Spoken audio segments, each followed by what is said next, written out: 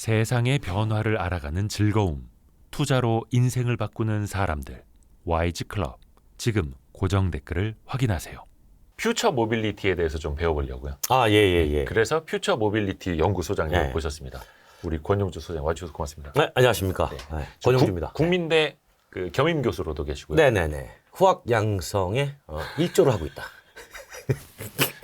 아니 근데 저는 항상 그 자동차를 연구하시거나 그 시장을 이제 스터디하신 분들한테 꼭 이제 여쭤보고 싶은 게 어떤 차 타시는지 되게 궁금해요. 저는 차가 2대 있습니다. 한 대는 전기차고, 오. 한 대는 내연기관차고. 오. 그래서 필요할 때마다 이제 적절하게 쓰고 있어요. 비교도 하시고요. 그러니까 오늘 뭐 이를테면 동선이 길다. 오늘 저기 기름값이 많이 먹겠구나.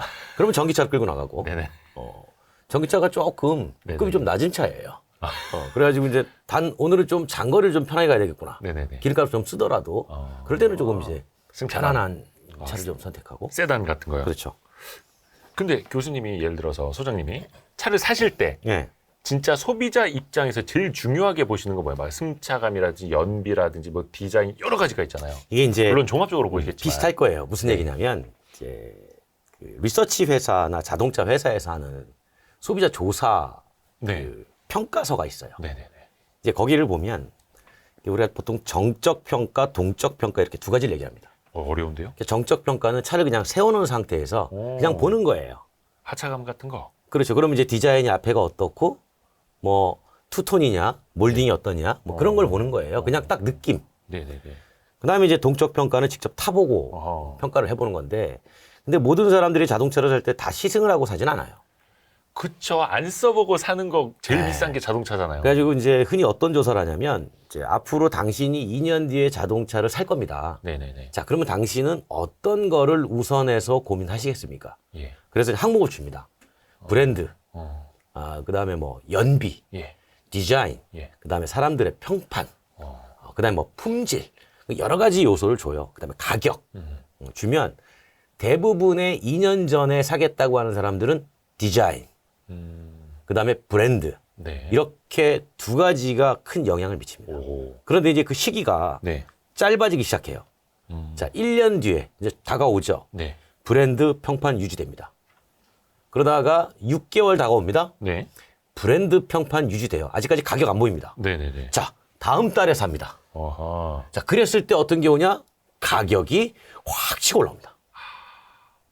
그래. 당장 사야 된다. 그렇죠. 왜냐하면 당장 살 때는 지갑을 열어봐야 되거든요. 그때는 가격이 중요한 요소로 부각이 돼요. 네, 그래서 우리가 보통 자동차 할인해주면 차 잘 팔리냐? 잘 팔리잖아요. 사람들이 막 이렇게 자극을 하는 거죠. 그렇죠. 그러니까 할인하면 잘 팔린다. 예. 이게 자동차에서도 예외는 아니다. 야, 대단하네요. 사실 이런 것도 사실 사람들이 알고 있어야 자동차 회사들이 어떤 마케팅을 펼쳤을 네. 때 내가 어떻게 움직이는지도 알 수 있으니까요. 그래서 이제 소비자들이 이제 어떤 차를 살까를 평가를 할 때는 사실은 가장 후회가 적은 차를 사는 거예요. 그래서 저는 이렇게 얘기를 해요. 본인이 선호하는 항목을 적어 놓으시오. 예. 그런 다음에 가중치 점수를 매겨라. 나는 디자인이 좋으면 만점은 10점. 나는 연비는 별로 신경 안 써. 그럼 요거는 만점이 5점. 네네네. 이렇게 해놓고 시트를 10개 만들어 놓고 몇 가지 차종을 놓고 점수를 매겨봐라, 본인이. 그러면 가장 높은 점수가 나온다. 그 차를 사세요. 이 얘기는 그 차를 샀을 때 당신이 후회를 가장 적게 할 가능성이 높습니다. 원체도 비싼 거니까. 그렇죠. 야, 근데 그 보면 이제 뭐 슈퍼카 이런 게 다 만점인데 가격에서만 0점. 그럴 수 있죠. 아, 현실적으로 그게 판단을 하는 방법이 있고. 근데 대부분 자동차는 이제 꽂힌 거 있지 않습니까? 나 정말 저 차 타고 싶어, 그럼요. 사고 싶어. 네. 특히 남자들은. 드림카라고 하죠. 예. 그런 게 있는데 그래도 좀 꼼꼼하게 세부적으로 계산을 해봐야겠네. 그렇죠. 이제 대부분이 이제 브랜드 쪽에서 고민하는 건 6천만 원이 넘어가면 네. 그때부터는 브랜드를 고민해요. 아, B사가 나을까? L사가 나을까? 예. 사람들은 이 브랜드를 어떤 시선으로 바라볼까? 예. 그러니까 이런 걸 많이 고민하고 한 5천만 원 미만 되면은 그때 정도는 대부분 이제 상품성을 많이 봐요. 차 크기는 얼마냐? 편안하냐? 서비스는 잘 되냐? 이런 걸 많이 봅니다. 그래서 가격대. 올라가면 올라갈수록 이제 가격 구애보다는 브랜드의 구애를 많이 받는다. 이게 사실 소비자 측면에서도 그렇습니다만 또 저희는 이제 투자자들 측면에서도 보고 항상 국내 자동차 관련주들 밸류에이션 싸다. 네. 현대기아차 이 주가 말이 돼. 막 이런 이야기들이 항상 나오거든요. 약간 그쪽으로 한번 빌드업을 해볼게요. 우선은 주식 얘기 나오면 저는 할 말이 없는데. 아니, 그러니까 주식이 아니라 왜냐면 환경을 알아야 환경은 얘기할 수 시장을 있죠. 알아야 또 어떻게 보면 이제 스스로 또 평가를 또 해볼 수 있는 거니까요. 시장과 소비 트렌드는 잘 압니다. 근데 전 세계 자동차 시장이 제가 알기로는 2017년 그렇죠. 그것도 1억대가 안 됐더라고요. 한 9,500만 대, 9,800만 대. 뭐 그 정도 이야기 나오던데. 9,800만 대 딱 좀 됐어요. 다르긴 합니다만. 그 9,800만 대. 네, 이게 정점이었죠. 사상 최대. 2017년. 네. 근데 17년을 정점으로 이렇게 줄어들고 있죠. 자동차 판매량. 지금 8,200만 대예요. 왜 이렇게 시장이 쪼그라들고 있는 거예요? 중간에 일단 코로나가 한번 왔었고요. 예. 이동이 봉쇄되니까 자동차를 살 이유가 없었죠. 네. 그다음에 이동이 봉쇄되니까 양극화가 벌어졌잖아요. 네. 이제 그러면서 한번 훅 찌그러졌고 그게 이제 조금씩 다시 올라오는 중입니다. 그런데 다시 9,800만 대 수준까지 도달하려면 꽤 시간이 오래 걸릴 것 같은 느낌이 있는 거예요. 이게 그렇죠. 왜냐하면 올라오는 수준을 봤더니 코로나가 끝나면 바로 그냥 9,000만 대, 9,500만 대 이렇게 올라와 줘야 되는데 올라오는 속도를 봤더니 7,800만 대, 8,100만 대, 8,200만 대 이렇게 조금씩 올라오는 거예요. 그거를 봤더니 금리의 영향이 꽤 크더라. 그렇죠. 예. 자동차는 대표적으로 자기 돈 갖고 아니고 남의 돈 갖고 사는 상품 중에 하나입니다. 거의 할부로 사니까요. 그렇죠. 그러다 보니 네. 금리의 영향을 많이 받고 그 다음에 이제 또 한 가지는 자동차 시장의 패러다임이 조금 바뀌고 있다. 패러다임이요. 예. 이게 무슨 얘기냐면 이제 친환경차로 조금씩 돌아서려고 하는 생각들이 있잖아요. 네, 네. 친환경차가 내연기관차 대비 상대적으로 조금 가격이 비싸요. 그러니까 이쪽으로 가고자 하는 욕망은 있는데 쉽게 접근하지 못하는구나. 그러면은 내가 조금 기다렸다가 돈을 조금 더 모아서 이쪽으로 넘어갈까? 그런 생각도 충분히 할 수 있다라는 거예요. 그죠. 예전에는 소나타와 그랜저 3천만 원대, 4천만 원대 사이에서 고민을 했다면 이제는 막 전기차는 5천만 원대, 6천만 원대 이러니까. 그렇죠. 물론 이제 보조금이 있습니다만 또 그것도 줄어들고 있고 전기차 이야기는 뒷부분에 좀 해보겠고요. 그래서 금리가 낮을 때는 코로나 팬데믹이어서 사람들이 상대적으로 차를 이제 안 탈 때, 안 살 때였고 그때는 그게 풀리면서 어디 가지 말라고 하니까 예. 자동차를 남에게 보여줄 일도 없었죠. 네. 그리고 그게 풀리고 나서는 금리가 높아져서 부담이 돼서 못 사는 거고. 그렇죠. 그러니까 그 많은 분들이 이제 자동차 관련주들 왜 PER이 이거밖에 안 되냐, 밸류에이션 이거밖에 안 되냐 이야기할 때 항상 시장 성장률이 너무 낮기 때문이다. 시장이 성장 자체를 못하기 때문이다라고 이야기를 많이 하더라고요. 그러면 이거는 어느 정도 그러면 일맥상통하는 이야기겠네요. 그러니까 이제 제가 주식은 잘 모르나 네네. 원래 어떻게 예측을 했냐면 네. 그때 2017년도, 18년도에 9,800만 대 갔을 때 네. 이듬해 1억 1천만 대, 그 다음에 1억 2천만 대, 1억 5천만 대까지 갈 거라고 예상을 했었어요. 일종의 막 뜨거운 손에 오르 그렇죠. 막 이렇게 되는 거죠. 그런데 글로벌에서 연간 고정적으로 만들어지는 한 8천만 대 시장에다가 6천만 대 정도가 플러스 되는 거예요. 6, 7천만 네. 대가. 근데 6, 7천만 대의 소비가 올라오지 않은 거예요. 그러니까 글로벌 전 세계 소비자들을 놓고 보면 자동차를 살 수 있는 여력, 경제력을 가지고 있는 사람들의 소득이 네. 생각만큼 확 올라오지 못한 겁니다. 지금 전 세계 자동차 잘 팔리는 나라를 보면 8,100만 대 중에 네. 미국과 중국이 절반을 팔아요. 제일 큰 시장이죠. 그렇죠. 두 개를 합치면은 4,600만 대 정도 돼요. 그럼 나머지가 한 4천만 대 좀 안 되는 거 아닙니까? 그 중에 유럽 빠지고, 일본 빠지고, 독일 빠지고. 그러면은 우리가 크게 성장할 수 있는 시장은 인도, 예. 그 다음에 이제 동남아시아 일부. 그러면 나머지 지역은 아프리카 이쪽이란 말이에요. 네. 근데 그쪽에서 소득이 빨리 못 받쳐주니까 자동차를 살 수 있는 여력이 안 됐던 거죠.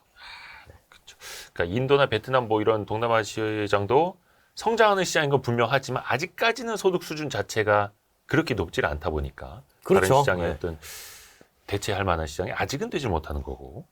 그러면 양적으로는 성장이 둔화되고 있고 오히려 위축되고 있고 그런데 반대로 질적으로는 또 성장을 할 수도 있잖아요. 그렇죠. ASP라고 하는 이제 판매 단가, 예. 막 제네시스류, SUV류 좋아지면서 뭐 현대기아차 같은 경우에도 이익의 질은 되게 좋아지고 있지 않습니까? 양쪽을 좀 비교해 봤을 때 어느 쪽에 조금 더 무게가 실리나요? 그러니까 볼륨 측면에서 보면 예. 좀 전에 말씀하신 소형 세그먼트 이쪽이 여전히 커요.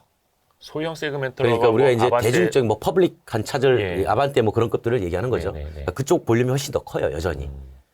네, 그런데 이제 여기에서는 대당 이익이 생각만큼 높지 않은 거죠. 그렇죠. 경쟁도 치열하다 보니까. 예. 그러다 보니까 자꾸 이제 프리미엄 시장에 주목을 해서 그렇죠. 프리미엄 제품들을 막 쏟아내는 거예요. 여기는 이익률이 좋으니까. 그러면 둘 중에 하나만 선택할 수는 없는 거거든요. 네. 다 해야 되니까. 그러니까 소형에서 이익이 많이 나지 않는 거를 중대형 고급에서 이익을 내서 상쇄시키는 지금 그런 구도를 갖고 있는 거죠. 아, 그러다 보니까 자동차 회사 입장에서는 소형은 소형대로 가져가야 돼요. 네. 왜냐하면 여기는 엔트리 시장이기 때문에 네. 소비자들이 일로 들어와서 본인들의 중형 세단이나 중형 SUV를 거쳐서 나중에 자기들이 만드는 프리미엄 차종으로 넘어가 줘야 되는 그 구도를 만들어 줘야 네. 되거든요. 네.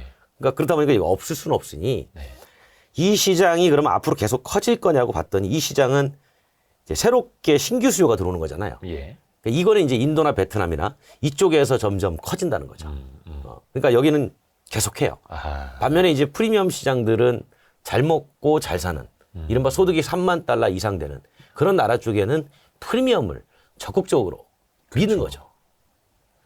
그게 선진국 시장이냐 이머징 마켓이냐 요거에 따라서 좀 갈라가지고 전략적으로도 가는 거고. 그렇죠. 그러니까 우리만 놓고 보면 현대기아는 유리한 입지예요. 유리하다고요. 왜냐하면 프리미엄 시장에서 우리는 뺏어 먹을 시장이 있는 거지 뺏길 시장이 없잖아요. 아, 그러네요. 맞잖아요. 뭐 독일의 뭐 BMW, 벤츠, 뭐 렉서스 이런 브랜드의 점유율을 우리는 뺏어올 수 있는 거지. 예. 우리가 뭐 제네시스가 글로벌에서 뭐 내줄 게 뭐 있어요. 그러네요. 네. 그러니까 사실은 그쪽에다가 더 포커싱을 해서 밀고 가는 게 제조사 입장에서는 유리한 측면이죠.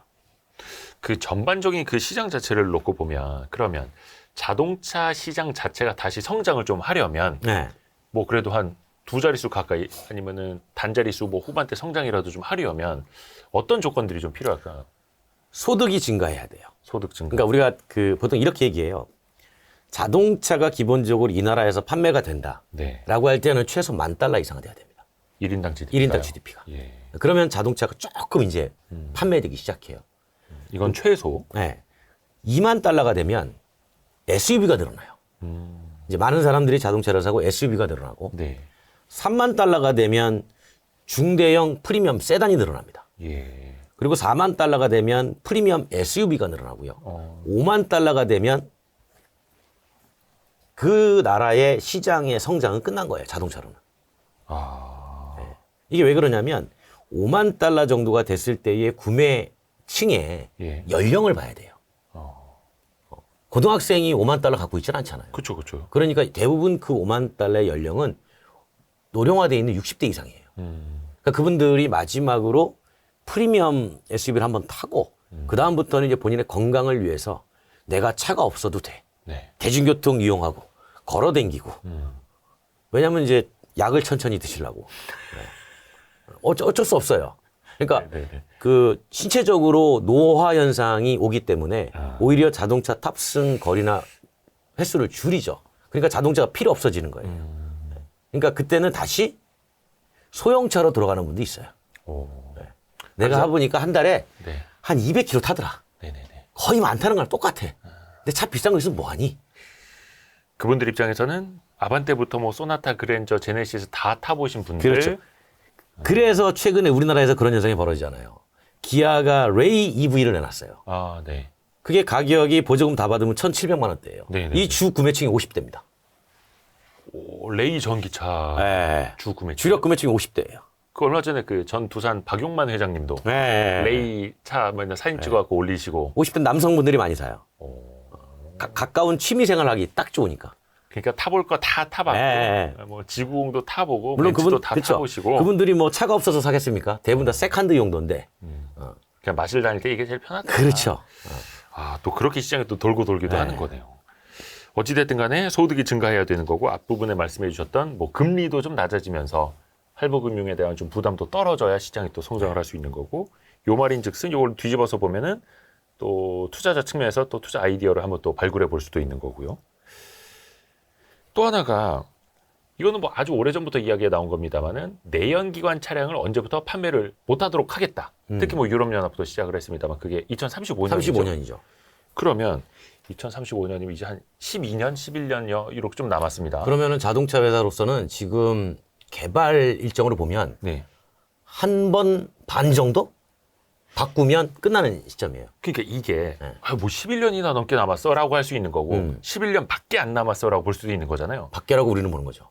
아, 긴 시간이 아니다. 왜냐하면 지금 예를 들어서 소나타가 새로운 차가 나왔다. 네. 이 차 뉴 모델 완전 제너레이션 바뀌는 그 모델이 한 번 나오고 부분 변경되면 끝나요. 그러니까 자동차 회사 입장에서 보면 제품의 개발 그 주기, 생산, 개발 주기를 보면 한 번 반밖에 안 남은 타임이에요. 지금 소나타가 이제 8세대인가? 그렇죠. 8세대니까 9세대에서 9.5세대에 9.5세대 가면 끝나는 거예요. 그때부터는 내연기관 하면 안 되는 거예요. 그러니까 얼마 안 남은 거라고 느끼는 거죠. 오, 그러네요. 소나타 9.5세대면은 사실상 내연기관차는 끝. 그렇죠. 그러면 그 사이에 차량 개발은 그래도 계속 해야 되는 거예요? 아니면 그냥 하다 말아야 되는 거예요? 아니 그래서 내연기관은 개발 안 하잖아요. 엔진. 네, 엔진 개발 안 합니다. 아니 근데 그게 있는 엔진 쓰는 거죠. 올해 총가도 그런 기사가 나왔습니다. 네. 그래서 제일 세상에서 못 믿을 게 이제 뭐 단독 보도라고 합니다만. 네. 단독. 현대차 내연기관 엔진 신규 엔진 개발 중단한다. 근데 그것도 약간 좀 부인했었거든요, 현대차가. 그 이제 이런 보도를. 거죠. 신규 엔진 개발을 중단한 거냐? 네. 지금의 엔진을 개선하는 거를 중단한 거냐? 신규 엔진 개발 중단은 맞아요. 근데 지금 사용하고 있는 엔진은 계속 개선합니다. 그러니까 그 뭐 람다 엔진, 세타 엔진. 네, 지금 쓰고 있는 엔진은 계속 개선을 해요. 근데 최근에 이제 그 하이브리드로 많이 돌아서잖아요. 네. 어떻게 보면 그걸 가지고 견디는 거예요. 기존의 엔진에다가 전기 모터 시스템을 하나 더해서 하이브리드로 가면 어차피 엔진을 새롭게 업그레이드 하지 않아도 배출가스가 줄어드는 효과가 나오고 고효율의 효과가 나오니까 네. 요걸로 하이브리드로 파워트레인을 내연기관을 대체하는 거죠. 제가 알기로는 지금 그 세타 엔진도 세타 3인가요? 뭐 그 정도까지 나와 있는 걸로 알고 있는데 거기에다가 좀 전기 장치 붙이면 하이브리드, 마일드 하이브리드 되는 거고 네. 그런 식으로 계속 조금씩 업그레이드. 그러니까 이제 내연기관의 발전이라는 거를 하이브리드화라고 보시면 돼요. 하이브리드화. 네. 기존에 있는 엔진은 어쨌든 조금 개선을 하긴 하죠. 네. 근데 여기에다가 추가로 개선한다고 완전히 새로 만드는 게 아니라 추가로 개선하는 거를 하이브리드 시스템을 넣어서 네. 그걸 가지고 효율을 높이거나 배출가스 줄이면 그 자체로도 파워트레인이 개선되는 거니까 그러네요. 그러다 보니까 이제 제가 그런 말을 드리잖아요. 하이브리드는 네. 내연기관의 연장선이라고. 내연기관의 연장선이다. 그래서 하이브리드를 지금 친환경으로 보면 안 돼요. 근데 그렇게 보려는 움직임이 분명하게 벌어지고 있다. 2025년부터 유럽연합은 하이브리드를 친환경에서 뺍니다. 5년부터. 25년부터 얼마 안 남았습니다. 네. 그러니까 2년 뒤부터 빼요. 왜냐하면 가만히 봤더니 우리가 노오일, 네. 그러니까 기름을 쓰지 말자. 예. 로 가고 있는데 여전히 하이브리드는 기름을 쓰고 있네. 어딘가 회색지대 같은. 그렇죠. 어쨌든 하이브리드는 지금 만들어내서 쓰고 있는 전기도 기름을 태워서 만들어내잖아요. 예. 그러다 보니까 결국은 이거는 노오일이 아니야. 그러니 이거는 내연기관의 연장선이지 이건 친환경이 아니야. 네. 라고 하는 게 이제 규정이 돼버렸죠. 근데 어찌됐든 간에 기술은 조금씩 업그레이드를 하고 있고 그 중간선이 하이브리드화 되어 네. 가는 거고 당연히 그 미래는 이제 전기차로 그렇죠. 좀 처리 좀 될 텐데요. 전기차 좀 여쭤볼게요. 근데 전기차 시장이 그렇게 잘 성장할 줄 알았는데 음. 이것도 역시 뭐 고금리 시대 되고 경기 조금 둔화되고 소비 좀 둔화되고 하면서 전기차 시장도 좀 직격탄을 맞는 것 같습니다. 그래서 뭐 판매량이 줄었네, 뭐 중고차 가격 떨어졌네 여러 말들이 들리는데 현재 소장님 보시기에 상황이 좀 어때요? 많이 안 좋은가요? 그러니까 이제 아니요 많이 안 좋지 않아요. 글로벌에서는 한 40% 늘었습니다. 글로벌로 보면 전년 대비. 대비요? 예. 우리나라가 조금 줄어든 거죠. 우리나라가 이제 지금 3분기까지 1.9% 감소했죠. 왜 우리나라만 그럴까요? 자, 이제 여기서 이제 우리 앞서 제일 처음에 얘기했던 것 중에 그게 있잖아요. 자동차 살 때 어떤 걸 보십니까? 글로 다시 돌아가 보자고요. 근데 우리가 이제 제가 말씀드린 게 디자인, 네. 브랜드, 뭐 상품성, 뭐 승차감, 뭐 효율 다 말씀드렸잖아요. 네네네. 그러니까 이거는 제조사가 딱 정해놓고 이렇게 만들었으니까 당신이 선택을 하세요라고 할 수 있는 건데 네네.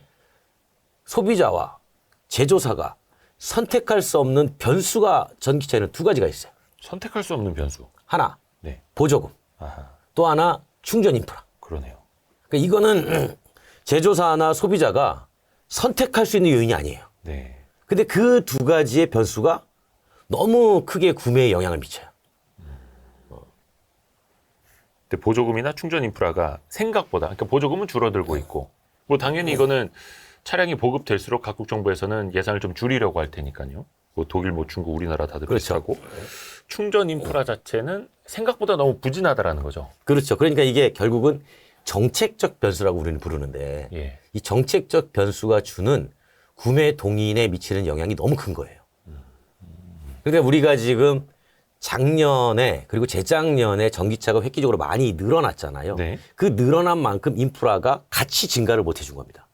그러니까 충전 인프라가. 전기차 타는 사람들은 늘고 있는데 서로 같은 충전기 가지고 경쟁을 하고, 그렇죠. 아파트 내에서도 네. 차 빨리 빼주세요.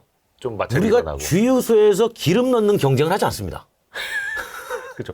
길어봐야 뭐 5분. 그렇죠. 예, 한- 근데 이거는 갑자기 급격하게 전기차가 늘어나다 보니까 예. 쉽게 말하면 충전 트래픽이 생긴 거죠. 아, 잼이 생긴 거예요. 여기에 오는 한 시간씩. 예. 불편함, 이제 그런 것들이 이제 작용을 했다고 보는 거고, 어떤 분들이 이렇게 해석을 많이 하죠. 살 사람 다 샀다. 그건 잘못된 해석이에요. 그래요? 예. 그 왜냐하면 살 사람이 다 산 게 아니고요. 살 수 있는데 이런 불편함의 우려 때문에 안 사는 사람이 있는 겁니다. 정확하게는. 예. 그러니까 이 우려가 어떻게 해소가 되느냐에 따라 가지고 다시 국내에서도 충분히 올라갈 가능성이 있다라는 거예요.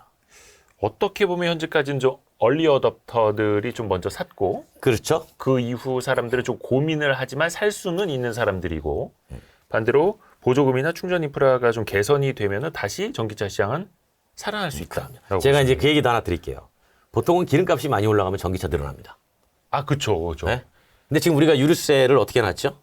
탄력세율을 최저로 내려놨잖아요. 200원씩은 내려놓고 있죠. 그죠. 그런 다음에 국제유가가 생각보다 많이 떨어졌죠. 그 다음에 지금 최저가, 저유가 시대에 살고 있는 거예요. 이것도 뭐 빠르게 변하긴 합니다. 그렇죠. 요게 이제 만약에 변수가 돼가지고 국가가 예산이 없어서 다시 환원을 시키면서 동시에 국제유가가 변동이 되면 이게 또 영향을 미쳐요. 그렇죠. 네. 이거 뭐라 해야 될까? 페리티라고 하는 어떤 그 전환 가격 지점을 사람들도 계산을 하니까. 그렇게 되면은 이제 전기를 써가지고 1km 가는 것이 훨씬 더 적게 에너지 비용이 들겠구나라고 하는 것이 보조금이 조금 줄어도 이제 구매 접근 가능한 요소들이 생긴다는 거죠. 그러면 이거는 전기차 판매 부진 이건 언제든지 뒤집힐 수 있는 그럼요. 저는 그렇게 봐요.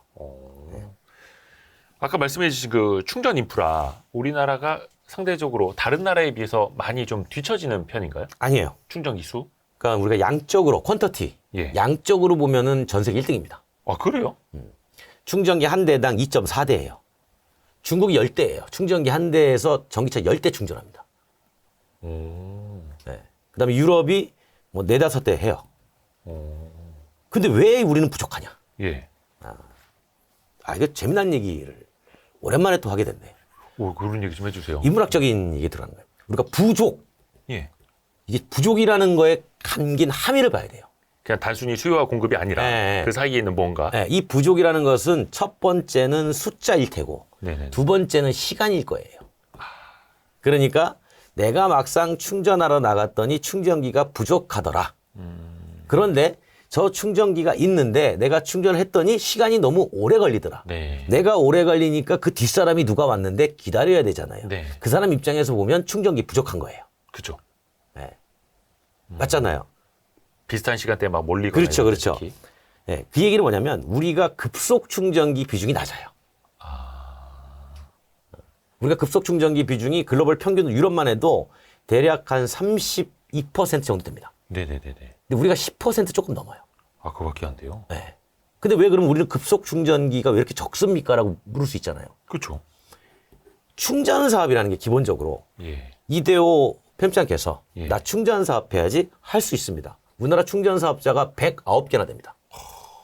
거기는 대기업, 중소기업, 소기업, 소상공인 다 있어요. 예. 뭐 충전기 하나 설치한 분도 있어요. 어.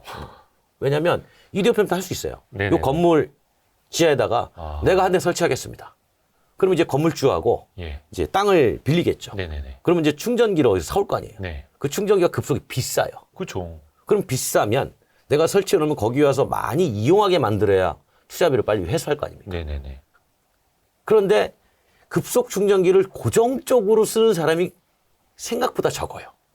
그 무슨 얘기냐면 급속 충전기는 내가 집에서 주로 출퇴근할 때 집에서 완속 충전을 하고 네. 어쩌다 한번 필요할 때 급하게 가는 게 급속 충전기예요. 가격이 더 비싸죠, 급속이. 물론 비싸기도 하지만 예. 쉽게 말하면 이용 횟수가 그러니까 충전 비용이 비싸다. 그렇죠. 기계도 비싸고 충전 비용도 다 비싸요. 비싸고. 그러니까 예. 그런데 이용 횟수가 생각보다 적다. 많지 않은 거예요. 그러다 보니까 충전 사업자 입장에서는 안정적으로 많이 쓰고 있는 완속 충전기를 거주지에다가 부착을 해주고 그죠. 거기에서 회수하고 싶은 거죠. 완속 충전기는 솔직히 그 크기도 한 요만하고 그럼요, 그럼요. 거의 그냥 진공 청소기만 하더라고요. 그래서 벽에다 붙여놓을 수도 있고 가격도 싸고. 근데 급속 충전기는 거의 뭐 주유기만한 것도 있고 네. 그 공간도 많이 차지하고 그래서 값도 비싸고. 이 문제를 정부가 너무나 잘 알아요. 예. 환경부가. 그래서 이제 정책을 바꿨습니다. 좀 보조를 해줘야 될 것 같아요. 급속 충전기는 지금 50% 설치비 보조를 해주는데 아하. 앞으로 충전기는 급속 충전기에다가만 네. 50% 이상의 금액을 보조하겠다. 설치비를 지원하겠다. 그러면 이제 사업자 입장에서는 본인의 설치 비용이 부담이 줄어들잖아요. 네네네. 그러면 이제 이 정도면은 내가 투자비를 조금 천천히 회수해도 과거에 대비해서 빨리 회수할 수 있으니까 내가 좀 많이 깔 수 있어. 보조금이 들어온다면. 그렇죠. 그렇게 해가지고 많이 깔아놓으면 아까 얘기했던 이 부족이라고 느끼는 거. 네. 요것은 조금씩 해소될 수 있다. 이렇게 보는 겁니다. 결국 중요한 거는 전체 충전기 수가 아니라 급속 충전기 수. 그렇죠. 그러니까 그런 것도 있더라고요. 그러니까 양적으로 많이 촘촘하게 깔아서 이 수요를 분산시킬 것이냐. 촘촘하진 않더라도 급속 충전기로 빨리 충전하고 가고 빨리 충전하고 가도록 할 것이냐인데 그럼 이 두 가지를 좀 병행을 해야 될까? 두 가지가 병행이 돼야죠. 그러니까 무슨 얘기냐면 차량이 멈추는 시간이 오래 있는 공간. 예. 그쪽은 완속으로 가도 돼요. 뭐 아파트 그런 것들이 대부분 거주지. 네. 이런 것들이 되는 거. 차량의 멈춤이 오래되지 않아야 되는 공간. 이런데 도심, 휴게소나 뭐 휴게소 네, 마트. 이런 데를 급속으로 가야 되는 거예요. 근데 이제 문제는 가격인데 그걸 좀 보조금으로 해소를 해야 된다. 그렇죠. 그거 해주긴 했다. 그럼 요것도 조금 시간은 걸리겠습니다만 달라질 수는 있겠네요. 지금 이제 우리가 24만 기가 있어요. 충전기가. 24만 기. 그 중에 이제 급속이 한 2만, 한 4천 기 정도 됩니다. 10%. 아, 근데 요거를 이제 환경부가 2030년이면 이제 7년 남았잖아요. 네. 정확히 6년 정도 남았죠. 10월 다 갔으니까. 네. 6년 사이에 123만 기까지 늘린다고 그랬어요. 잠시만요. 123만 기 언제까지요? 2030년까지. 그러니까 쉽게 말하면 1년에 20만 기씩 늘린다는 얘기죠. 거의. 10만 기 이상씩. 근데 여기에는 급속 충전기 비중을 12% 이상으로 올린다 그랬어요. 그 정도는 충분한 거예요? 12% 그럼요. 이상이면? 충분하죠. 왜냐면 우리는 사실은 공동주택이 많아서 그렇죠. 아파트. 많다 보니까 공동주택에다가 일단은 잘 깔아놓으면 이용자 입장에서 그렇게 불편함이 없어요. 근데 제가 이런 얘기 많이 하거든요. 이게 실제로 있는 용어인데 네. 레인지 앵자이어티라는 용어가 있어요. 레인지 엔진. 주행거리 불안감. 한 100km 이하로 남으면 그렇죠. 히터 틀고 에어컨 틀면 또 뚝뚝 그렇죠. 떨어지니. 근데 내연기관 타시는 분들은 워낙 익숙해져 있어가지고 그렇죠. 불이 들어와도 순수 안 갑니다. 한 6, 70km 더 달리죠. 그럼요. 네. 안 가요. 네. 그런데 전기차 타시는 분들은 이런 인프라가 조금 부족하다 보니까 불안 심리가 있어가지고 한 30%가 남아 있음에도 불안해요. 그러니까 그 불안감을 느끼는 정도가 더 높아요. 그런데 요거를 처음에 전기차를 사셔가지고 운행하시는 분들한테 얘기를 들어보면 네. 저도 물론 하고 있습니다만 들어보면 예. 대부분 운행하는 곳이 패턴화돼 있어요. 아하. 그쵸? 집에서 출근. 다니는 길. 그러니까 쉽게 말하면 우리가 이제 우리 뭐 이런 얘기 많이 하잖아. 이게 약간 일본 말인데. 네네. 뭐 있지 일본 말. 나와바리. 그렇죠. 네네네. 그 경계선에 있어요. 그렇죠, 그렇죠. 그러다 보니까 본인이 쓰는 충전기 스팟을 다 알고 있습니다. 그래서 이용하다 불편함이 없어요. 근데 어쩌다가 불편함을 느끼는 건 오늘 갑자기 시골에 뭐 부모님 댁에 갑자기 가야 되는데 장거리 갈 때 휴게소 들어갔더니 이미 다 점령하고 있더라. 특히 막 추석 설 때. 그렇지. 이럴 때 이제 불편함을 한 번씩 호소를 하게 되는 거죠. 그 예전에 어디 영상 보니까 그런 것도 있더라고요. 전기차 트렁크에다가 디젤 발전기를 갖고 다니는 거예요. 뽑으실 뻔했네. 그럴 뻔했네 이거. 사고 날 뻔했네. 네. 그래서 경유 넣어갖고 그럴 수 디젤 있죠. 발전기 돌린 다음에 네. 그걸로 그러면 돼요. 충전 꽂아가지고 네. 예전에 LPG 차량들 저 부탄가스. 예, 부탄가스 이거 캔 해갖고 이렇게 충전하는 것처럼. 이제 제조사도 이걸 잘 아니까 요즘은 예. 이제 진짜 고속도로 가다가 또는 국도 가다가 전력이 떨어지잖아요. 예. 그럼 와가지고 다 충전해주고 견인 다 해줍니다. 견인 다 해줘요. 충전기 있는 곳까지. 그 예전에 보험사 긴급 출동이 기름 네. 넣어주고 가듯이 이제는 긴급 충전을 해주는 거예요? 그러니까 충전을 좀 해봐줬더니 별로 의미가 없어서 그냥 견인해가지고 충전기 있는 곳까지 데려다 줍니다. 아, 전기차도 견인은 똑같나요? 그럼요. 차 실어가지고 가는 거죠. 그래서 충전기 있는 곳까지 딱 내려다 주면 그냥 꽂으면 돼요. 그러니까 그거 한번 길거리에서 당해보신 분들은 네. 트라우마 생기더라고요. 맞아요. 아, 가다가 차 옛날 말로 앵꼬 됐다고. 우리 뭐 그런 얘기 하잖아요. 예. 자동차 타시는 분들 중에 80%는 네. 4년 안에 타이어 때문에 한 번씩 고생합니다. 펑크 나거나 해서. 아, 이게 통계예요. 예. 펑크. 예. 네, 통계고 3년 안에 예. 한 번씩 또 고생합니다. 그냥 서가지고. 아. 통계적으로 그래요. 통계적으로.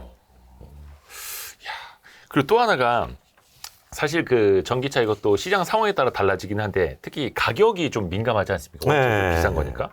근데 테슬라 같은 경우에는 속된 말로 전기차 가격이 회처럼 시가. 그래서 무슨 뭐 돌돔 가격도 아니고 생선처럼 시가로 팔고 있는데 이게 되게 탄력적으로 가격을 조정한다라는 거잖아요. 그렇죠. 그게 기존의 완성차 업체들에게선 되게 보기 어려웠던, 볼 수 없었던 장면인데 테슬라는 어떻게 그렇게 계속 올렸다 내렸다 이게 어떻게 가능할까요? 여러 가지 이유가 있는데요. 네. 기존의 자동차 회사는 과거에 그런 걸 몇 번 해봤어요. 해보긴 해봤어요. 그렇지. 옛날에 이제 소형차 가지고 또는 뭐 중형 대형차 가지고 그렇잖아요. 할인하면 팔린다.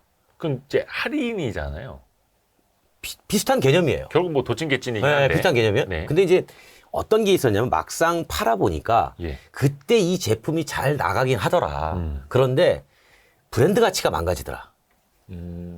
그리고 이 차가 판매가 됨으로써 그 이미 먼저 판매됐던 시장에서 이게 중고로 흘러나올 거 아니에요. 네. 그 중고차 가치가 하락하더라.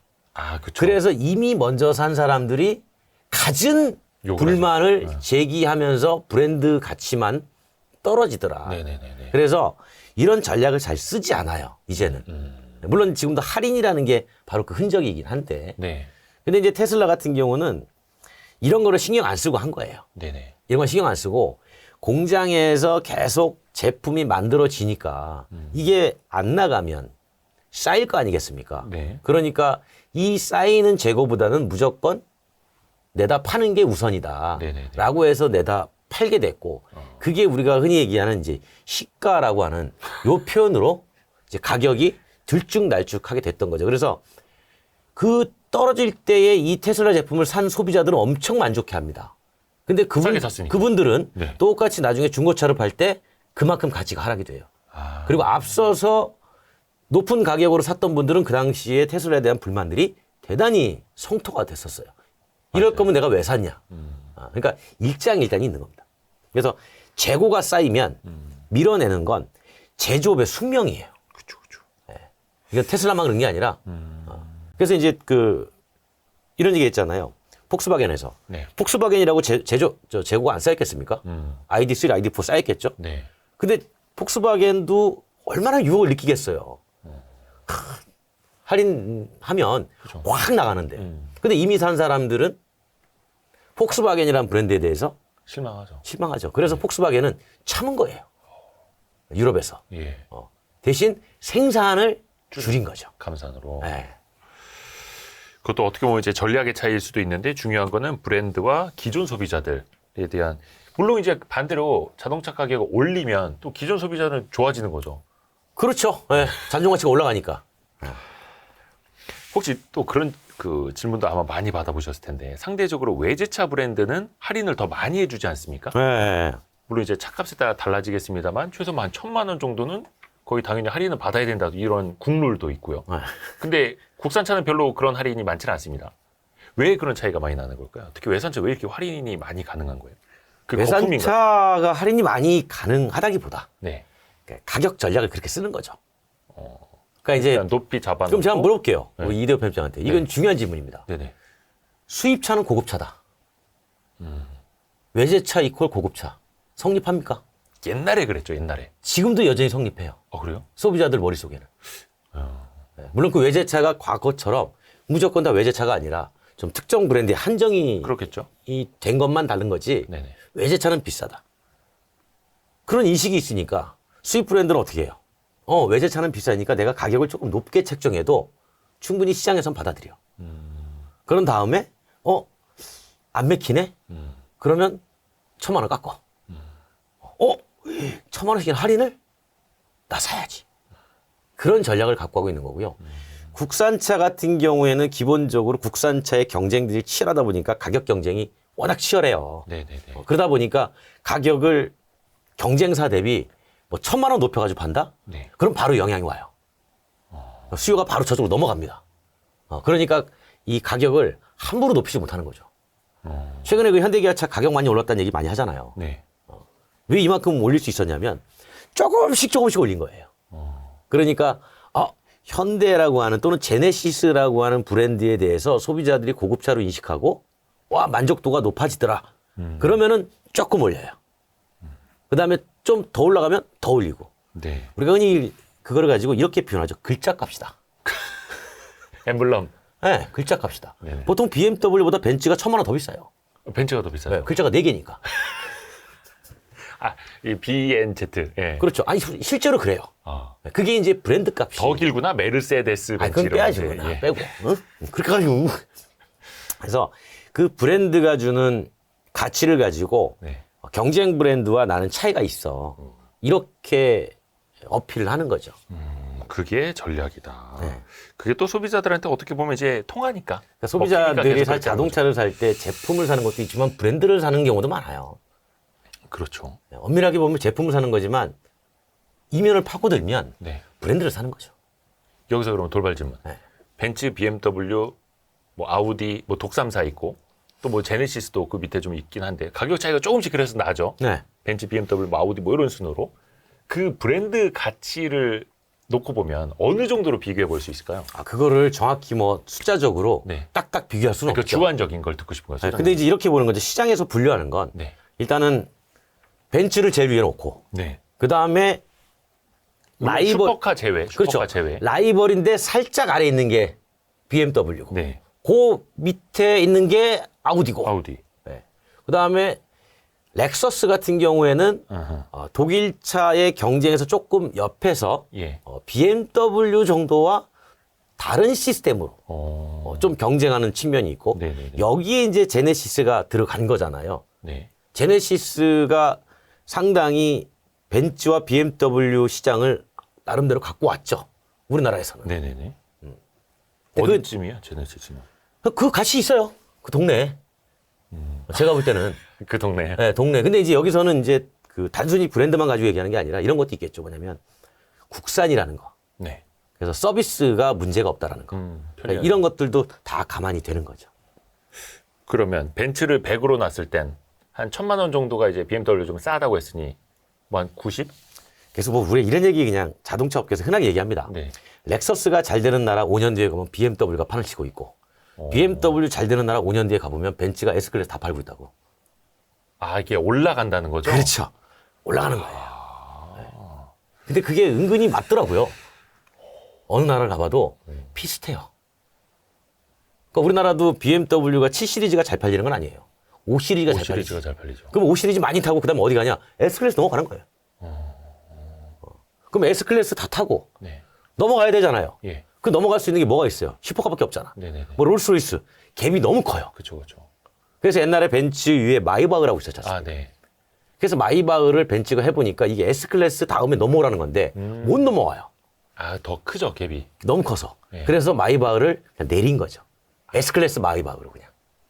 그쵸. 이게 예전에 한 10여 년 전만 하더라도 마이바흐는 그냥 10억 이랬었는데 지금은 마이바흐도 2억 원대가 좀 나오죠. 그러니까 계단이, 그러니까 이제 계단에 하나의 단이 있잖아요. 그 단을 줄인 거죠.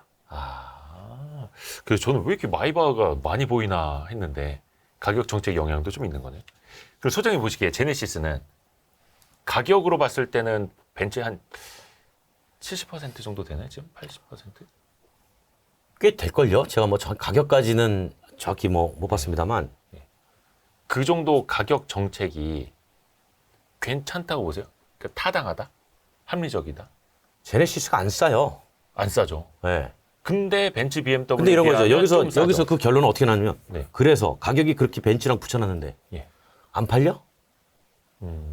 잘 팔리네? 팔리죠. 그러면 그 가격은 맞는 거예요.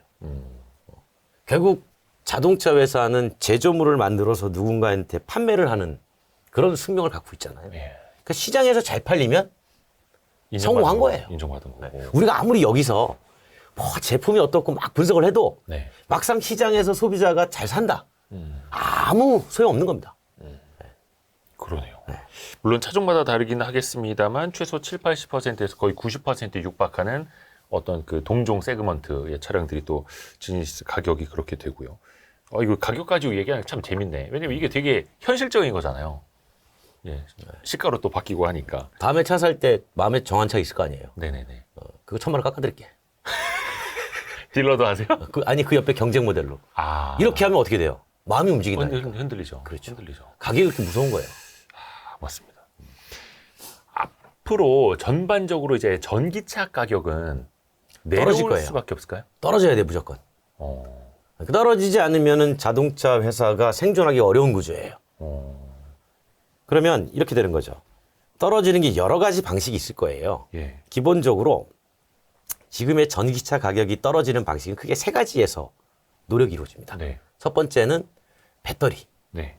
그러니까 배터리 소재 값이나 뭐 이런 것들이죠. 그 다음에 이제 뭐 패킹할 때 여러 가지. 그 다음에 두 번째는 생산 방식. 뭐 테슬라의 기가 캐스팅 뭐 이렇게 얘기하잖아요. 네. 그러니까 생산 방식에서 이제 공정 단순화와 이제 모듈화. 그 다음에 이제 세 번째로 가는 건 시장이에요. 네. 그러니까 시장에서 우리가 이제 퍼블릭한 제품들이 네. 이제는 전기의 퍼블릭한 제품으로 넘어와야 된다.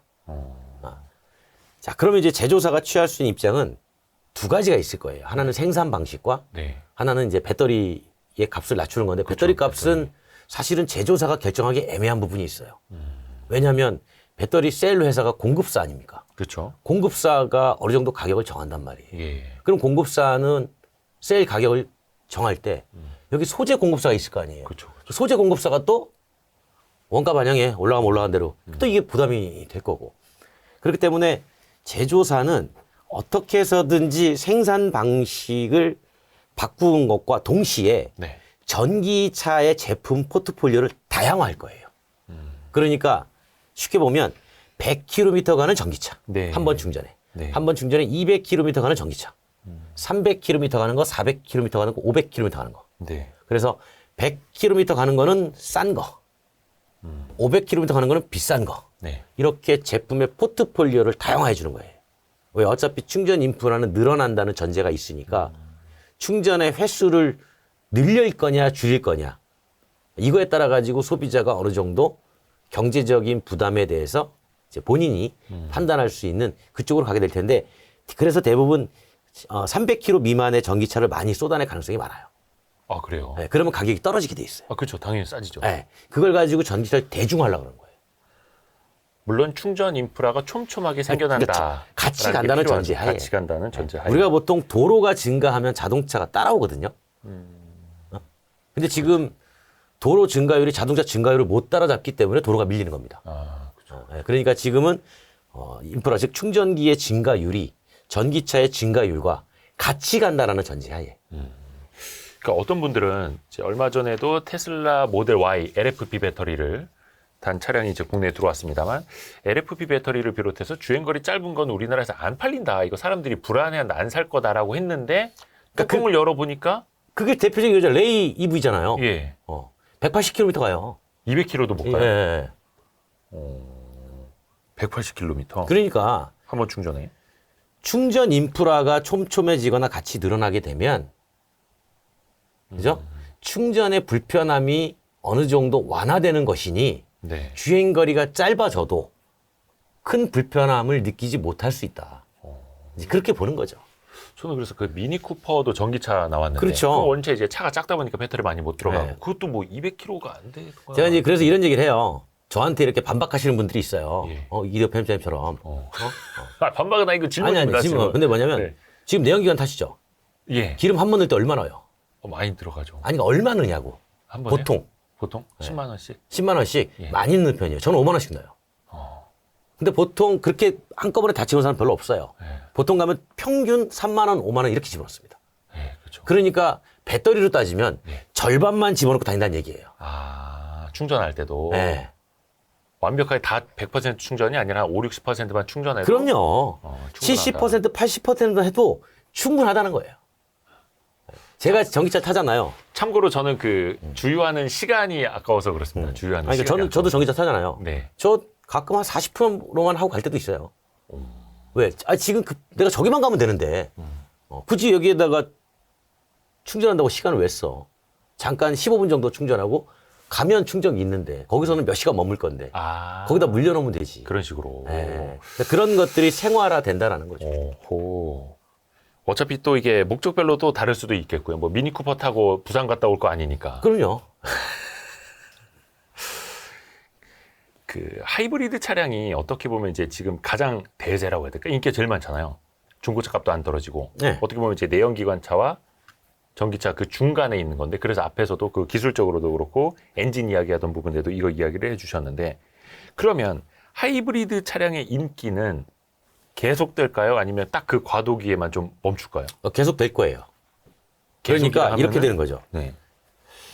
경쟁 구도를 가지고 얘기하는 겁니다. 경쟁 구도. 우리가 흔히 말하는 파워트레인의 경쟁 구도. 네. 자, 내연기관의 경쟁은 뭐냐? 뭐예요? 내연기관의 지금 우리가 이제 얘기할 때 그냥 그죠 뭐 전기차와의 어떤 가격 대비 그냥 내연기관의 경쟁은 전기. 동력원으로 보면 네네네 기름의 경쟁은 수송 부문에서 네네네 전기로 우리는 인식을 하고 있잖아요. 네네네 근데 하이브리드는 기름 100% 기름에서 80% 기름으로 낮춰놓은 거란 말이에요. 그렇죠. 그러니까 이거는 지금은 친환경이지만 내연기관의 연장이 되는 거예요. 네. 그래서 하이브리드와 배터리 전기차의 경쟁 구도가 만들어지는 거예요. 내연기관은 100% 내연기관은 빠지고. 사라지고. 예. 그러니까 하이브리드는 내연기관의 연장선으로서 존재를 할 수밖에 없어요. 네. 사라지진 않아요. 그러면 우리가 이런 얘기 많이 하잖아요. 야, 앞으로 30년이나 40년 뒤는 내연기관은 존재하지 않아. 근데 이렇게 하는 거죠. 30년 뒤나 40년 뒤는 하이브리드는 존재해. 그럼 그 하이브리드는 내연기관 아닌가? 하이브리드는 예를 들어서 유럽연합에서 2025년부터 친환경차 리스트에서 뺀다고는 했는데 그렇죠. 내연기관차처럼 2035년부터는 팔지 마. 거긴 안 들어가요? 하이브리드 카는? 들어가죠. 그러면 35년까지밖에 못 파는 거예요? 그렇죠. 하이브리드도 지금 이 내연기관 안에 넣으려고 해요. 네. 그래서 하이브리드가 내연기관이라는 게 그런 개념인 거죠. 다만 이 하이브리드를 우리가 보통 이제 일반적인 하이브리드가 있고 네. 이제 플러그인 하이브리드가 있잖아요. 네네네. 그다음에 이제 레인지 익스텐더도 있어요. 하이브리드인데 이제 엔진이 발전 역할만 하는 이제 그런 것도 있고 그래서 유럽연합이 하이브리드는 없어지는 게 아니라 네. 이 하이브리드에 사용하는 연료가 네. 달라질 수 있다. 연료가 달라진다. 그러니까 기름을 쓰는 게 아니라 예. 합성 연료를 쓸 수 있다. 바이오 그 에탄올 같은 우리가 흔히 얘기하는 이퓨얼이라고 하는 네. 탄소 중립 합성 연료. 수소 기반의 이산화탄소를 섞어서 만든 액상 연료. 과거에 존재했던 하지만 이제 와서 다시 끄집어낸 그거를 이제 독일이 끄집어낸 거죠. 옛날에 뭐였더라? 뭐 콩기름, 옥수수 기름 뭐 그건 이런- 바이오 기름이고 그건 바이오 기름. 탄소 중립 연료는 수소 기반으로 만들어요. 오, 그래요? 그래가지고 수소에다가 이산화탄소를 섞습니다. 그래서 이걸 액화 공정에 돌리면 네. 상온에서 기름처럼 보관이 가능한 수소가 나와요. 액화 연료가 나와요. 네. 네. 그 액화 연료를 주유소의 인프라 그대로 씁니다. 그래가지고 지금 이대호 아나운서가 타는 내연기관 차에다 집어넣어도 네. 가요. 수소가 탑니다. 엔진 손상 없이요? 네. 그리고 이산화탄소가 나와요. 그걸 다시 잡아요. 이산화탄소를. 다시 수소랑 섞어요. 그러니까 탄소가 더 이상 증가하진 않죠. 네네. 순환은 되니까. 아. 그래서 탄소 중립 연료. 네. 그래서 그런 차원에서 유럽에서는 기름을 쓰지 말고 화석 연료를 쓰지 말고 네. 탄소 중립 연료로 바꾸자. 그러면은 내연기관은 존재할 수 있다. 이게 탄소 중립 연료 그러니까 H2랑 CO2로 합친 네, 수소와 이산화탄소 섞은.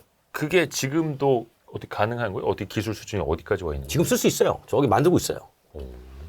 저기 남미 칠레에 가면 만들고 있어요. 아, 그쪽에서는 이게 또 아니 만들어서 칠레에 쓰는 게 아니라 지금 이제 시험적으로 만들어 가지고 그 내연기관의 향수를 갖고 있는 기업들이 있어요. 그 내연기관의 시대를 가장 오래 이끌고 하는 기업들 주로 레거시 기업들 스포츠카 빵빵빵빵빵빵 필요하죠. 그런 회사들이 내연기관을 포기하고 싶지 않은 거죠. 그러니까 나중에 거의 다 전기차 시대가 되더라도 방금 말씀하신 그 부릉부릉에 대한 니즈는 확실히 저는 있을 거라 보거든요. 2050년이 돼도. 맞아요. 그래서 이 합성연료의 진심인 곳이 포르쉐예요. 와, 그죠. 포르쉐도 물론 이제 타이칸 전기차 좋습니다만 네. 그 감성 못 따라오죠. 내연기관. 타이칸도 그 사운드를 방방방방 주거든요. 인공 사운드. 네, 근데 이제 이런 거죠. 인공 사운드는 방방방방 들리긴 들려요. 근데 엔진이 떨지 않으니까 몸에 진동이 없는 거지. 아, 그렇죠. 근데 사람들은 진동과 사운드를 같이 느꼈을 때, 그래서 그걸 우퍼 단다거든요. 그렇죠. 느꼈을 때 이 아, 이 맛이지. 맛이지. 이제 이거를 원하니까 자 그러면 내연기관은 사실은 죄가 없다. 왜냐하면 내연기관은 장치일 뿐이잖아요. 예. 하드웨어. 예. 그러니까 이 공간, 이 스튜디오가 무슨 죄가 있어요? 예. 여기를 우리가 식당으로 바꾸면 식당이고, 그죠? 그렇죠. 그렇죠. 여기를 카페로 바꾸면 카페고, 네네. 지금처럼 스튜디오로 바꾸면 스튜디오고. 네. 그러니까 이 자체는 문제가 없으니 우리가 지금 쓰고 있는 화석연료가 문제지 않느냐. 아. 그러니까 화석연료 대신 탄소 중립연료로 쓰자. 그러면 내연기관은 연장해 주겠다. 그래서 유럽연합이 받아들였어요. 네, 그래서 탄소 중립연료는 씁니다. 그러다 보니까 내연기관은 죽지 않는다. 않는다. 이렇게 되는 거죠. 그게 왜 미국에서도 그런 거 있지 않습니까? 뭐 1970 몇 년 포드 막 이런 거. 네. 그런 거 뭐 나중에 막 더 비싸지고 막 이런 것처럼 네. 내연기관차를 갖고는 있어야겠네요. 그래가지고 이 내연기관의 그 합성연료의 진심인 곳이 포르쉐뿐만이 아니고 정유사들이에요. 정유사들. 그죠. 거기는 먹고 살아야 되니까 그걸로. 정유사들은 기존의 주유소 인프라를 가지고 있잖아요. 예. 전기차는 인프라 깔아야 되는데 아. 여기는 이미 있는 거 아닙니까? 그러니까 이제 정유사들이 그런 주장을 해요. 새로 인프라 까는 거 돈 들어가는 거 다 계산해 보면 네. 지금 인프라 깔린 거를 가지고 합성연료로 쓰는 게 네. 더 경제적일 수 있어. 이렇게 얘기를 하기도 하죠. 아하. 야, 요거는 제가 완전 몰랐던 분야네요. 뭘 몰라요.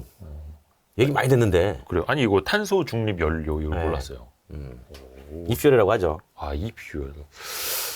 좋습니다. 그러면 요거 좀 이제 결이 다른 이야기를 좀 여쭤볼게요. 오래 하네요.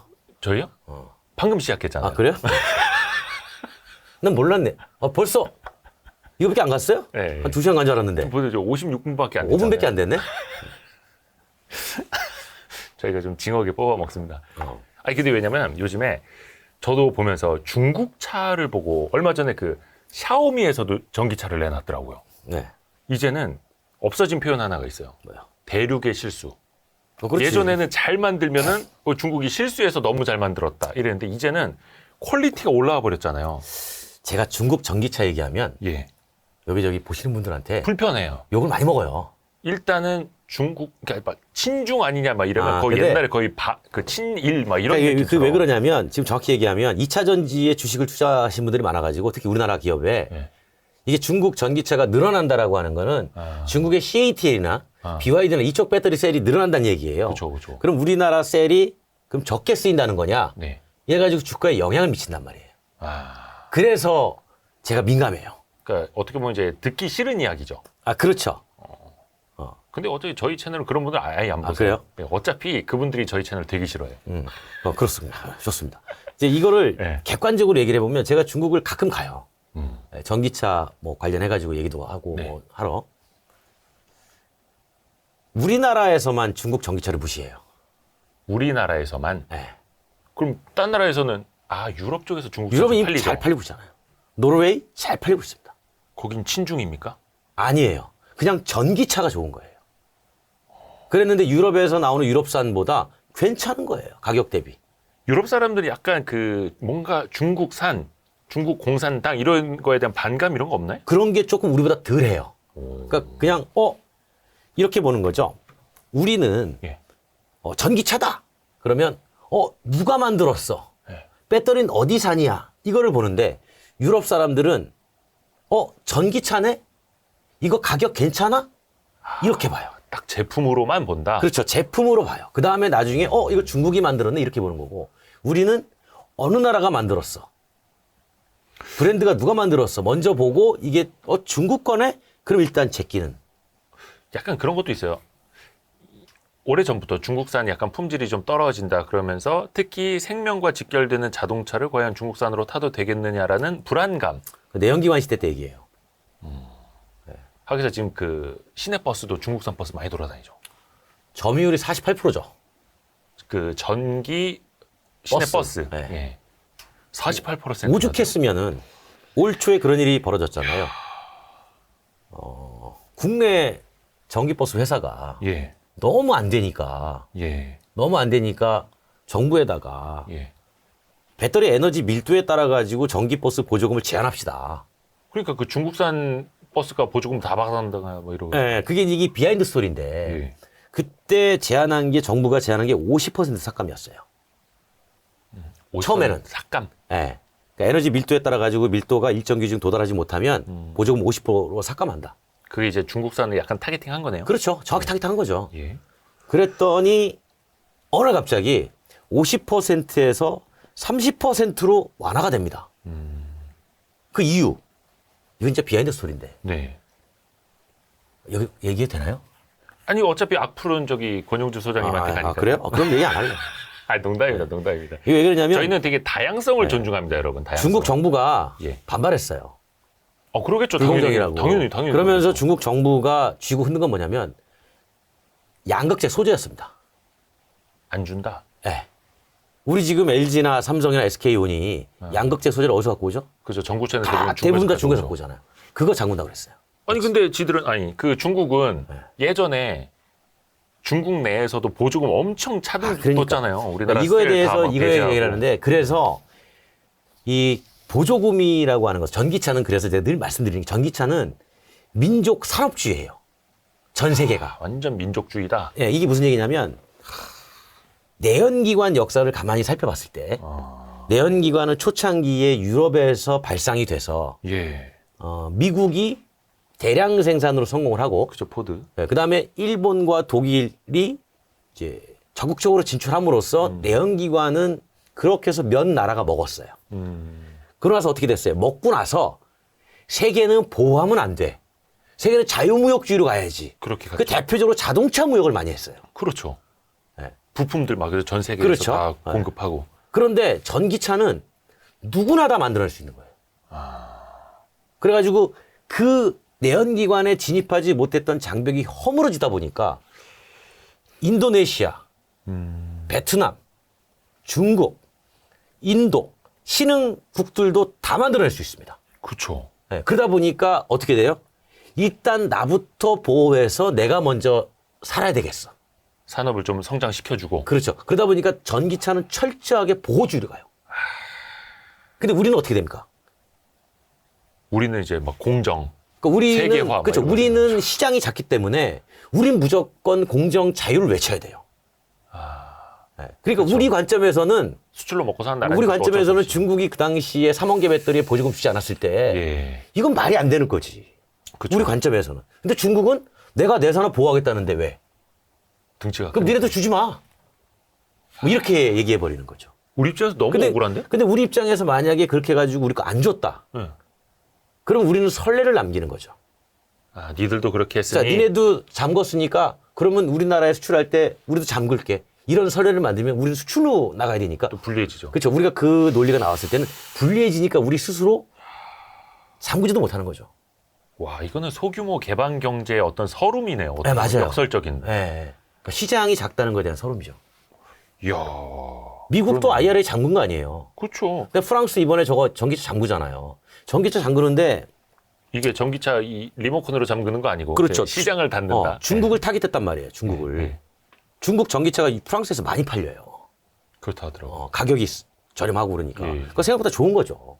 또 프랑스도 자동차 산업이 큰데. 그럼요. 그러다 보니까 프랑스도 르노와 푸조 예. 이걸 보호하기 위해서 중국 거를 막은 거예요. 아하. 그게 우리가 흔히 얘기하는 탄소세 얘기 나오잖아요. 예, 예, 그래서 예. 철강 만들 때 아하. 탄소를 많이 써서 만든 전기로 철강 만들었으면 예. 니네 점수 과태료 얼마 뭐 이런 식으로 그다음에 멀리서 오니까 이동할 때 선박에서 디젤 팍팍 태워가지고 배출가스 많이 내뿜고 왔네 또 벌금 접수 얼마 이거 매겨가지고 토탈 해가지고 몇 점 못 넘으면 보조금 차등.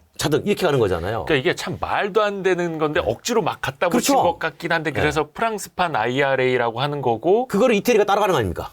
그러니까 서로 다 보호 장벽 쓰는 거죠. 이태리 왜? 이태리 피아트 보호하려고. 그렇죠. 예.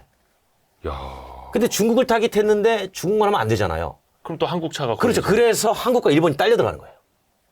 그 괜히 우리나라 얻어맞는 거 아닙니까? 그렇죠. 이제 그렇게 계속 되고 있다는 거예요. 그래서 전기차는 철저하게 민족주의 산업이에요. 그들한테 팔아먹으려면 그 근처 가서 만들어야 되고. 그렇죠. 결국은 글로 가야 돼요. 그러니까 조우나 시르나 미국 가서 공장 세워줘야 되고. 그렇죠. 그렇죠. 그럼 장벽을 세우면 들어갈 수밖에 없는 거죠. 그럼 또 당연히 생산비 단가 올라가고 올라갈 수도 있지만 우리는 우리 나름대로의 국내의 일자리가 잃어버리죠. 줄어드는 거죠. GDP에도 안 좋고. 네. 그러니까 이게 그래서 전기차 산업 좋아지고 현대차, 기아차, 전기차 공장 해외에 많이 짓고 하면 우리한테 그러면 뭐가 좋은 거냐? 뭐 손을 들어오는 누가 거 키우냐? 돈이 들어오는 거죠. 돈이. 그건 그냥 연결 재무제표로만 들어올 뿐이잖아요. 예. 야, 이게 참... 그러다 보니까 이제 제가 역사적으로 내연기관에서 미국이 주도했다가 이게 이제 판이 바뀐다 그랬잖아요. 네. 근데 그러면서 중국이 전기차 굴기를 하니까 예. 미국 입장에서는 만만하게 봤다가 아, 어느 날 이제 2015년도에 유엔에서 IPCC 5차 보고서, 6차 보고서가 막 발표가 되고 네네네. 세계 이제 기후 환경에 대해서 우리가 낮춥시다라고 컨센서스가 만들어지면서 전기차에 대해서 프로모션이 세게 걸리니까 네. 이제 중국이 굴기를 하기 시작하는 거죠. 그때 미국이 하려고 봤더니 이미 공급망을 중국이 다 쥐고 있었다는 거예요. 그래서 이제 이런 얘기 많이 하잖아요. 만약에 트럼프가 대통령이 되면 미국은 그럼 다시 내연기관으로 회귀할 것인가? 네? 네. 저는 그렇지 않을 거라고 생각하는 사람 중에 하나예요. 트럼프는 예측이 안 되는 아니, 사람인데. 그러니까 설령 지금은 트럼프 전 대통령이 가끔 보면은 이제 나와가지고 예. 내가 대통령이 되면 바이든의 IRA 다 없애버리겠다. 예. 이렇게 얘기를 하시더라고요. 그죠. 현대차도 공장 다 짓고 있는데 막. 그렇죠. 예. 하시더라고요. 근데 모르는 거죠. 아. 근데 그렇게 갈 가능성은 희박하다고 저는 봐요. 그 왜냐하면 진짜 그렇게 가는 건 전 세계가 다 전기차로 가는데 미국만 내연기관 남는 거예요. 그러면 미국의 내연기관 부품 사람은 수출할 것도 없어요. 그러니까 딱 그냥 갈라파고스 군도 되는 거야. 딱 그 안에서. 그거를 미국이 알면서도 정말 그렇게 실행하겠느냐. 또 어떤 분은 그런 말씀도 해주시더라고요. 그게 현실성이 없는 게 전기차를 이제 규제를 못 하는 게 트럼프가 그 일론 머스크의 후원을 많이 받는다고. 미국의 앨런 머스크가 맨날 하는 얘기가 그 얘기예요. 네네. 그 바이든 정부 가서 배출가스 규제 강화해라. 네. 그래야 된다. 그죠. 그래야 테슬라 그래야 많이 본인이 팔니까. 많이 판매가 되니까. 근데 GM이나 포드 같은 회사는 바이든한테 가서 그러죠. 완화해라. 그래야 내가 만드는 내연기관 한 대 더 판다. 그게 이제 전문 용어로 로비라고 하는 거죠. 그렇죠. 대한민국도 마찬가지예요. 그럼요. 또 그렇게 또 열심히 또 해야 되는 거고 네. 남들이 보호주의, 뭐 민족주의, 막 보호 장벽 치는데 또 우리만 가만히 있는 것도 그러니까 이제 이 얘기는 뭐냐면 이렇게 내연기관으로 오랜 시간 동안 산업을 일구었던 나라나 기업들은 전환 비용이 들어가는 거예요. 그렇죠. 네. 근데 앨런 머스크처럼 처음부터 전기차 했던 기업들은 네. 전환 비용이 없는 거죠. 그러니까 밀고 나가면 되는 거예요. 근데 중국 같은 경우에는 내연기관 산업을 세게 융성하기 이전에 전동화를 해버린 거예요.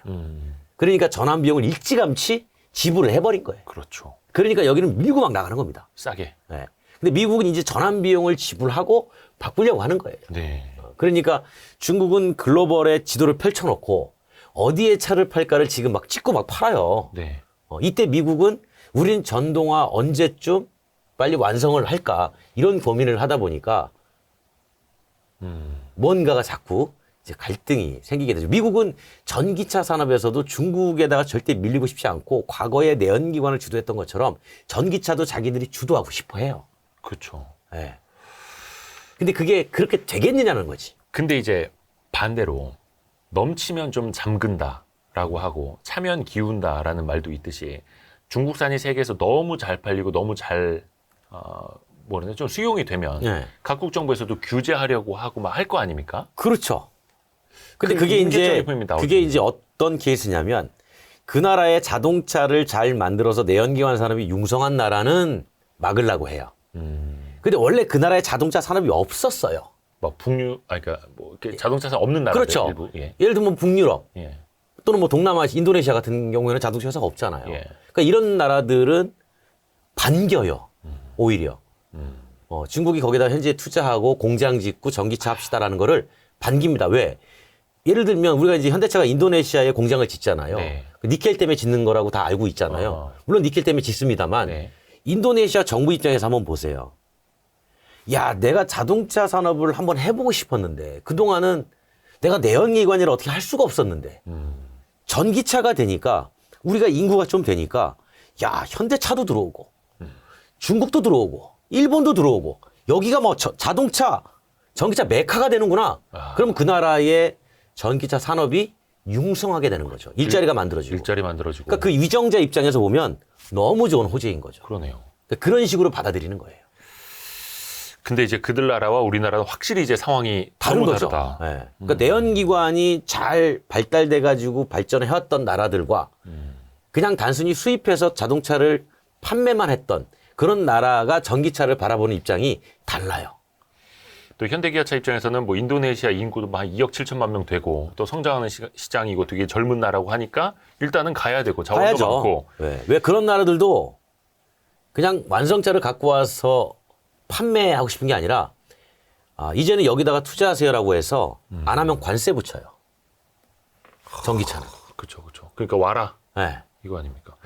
그 또 이슈가 중국 기술이 이제 아름아름 한국에 많이 들어옵니다.